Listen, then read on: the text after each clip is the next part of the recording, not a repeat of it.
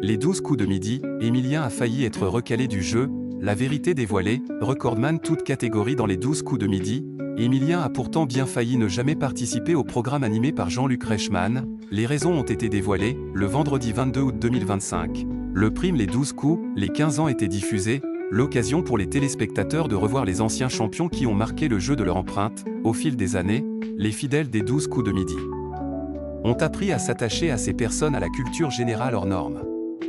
C'est notamment le cas de Paul Elkarat, Céline, Bruno Ourcade, Timothée, Xavier ou encore, bien sûr, d'Emilien, mais si leurs parcours ont impressionné les téléspectateurs et Jean-Luc Reichmann, certains d'entre eux auraient pu ne jamais briller dans le jeu de TF1. Les 12 coups de midi.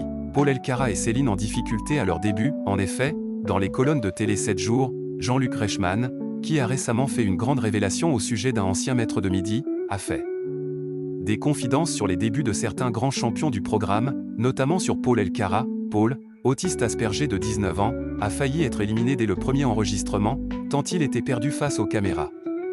Depuis l'émission, il écrit des romans et il est devenu sociétaire des grosses têtes, sur RTL, a-t-il déclaré. Céline, qui est la candidate féminine ayant eu le plus long parcours dans le jeu, a aussi dû surmonter sa timidité afin de performer dans les 12 coups de midi.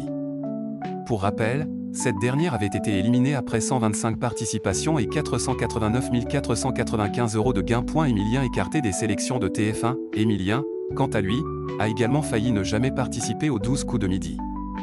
En effet, lors de son parcours dans le programme, il avait notamment avoué qu'il n'avait pas été pris lorsqu'il s'était présenté pour la première fois aux sélections, à l'âge de 18 ans, et la deuxième fois a donc été la bonne pour le plus grand maître de midi du jeu de la mi-journée de TF1.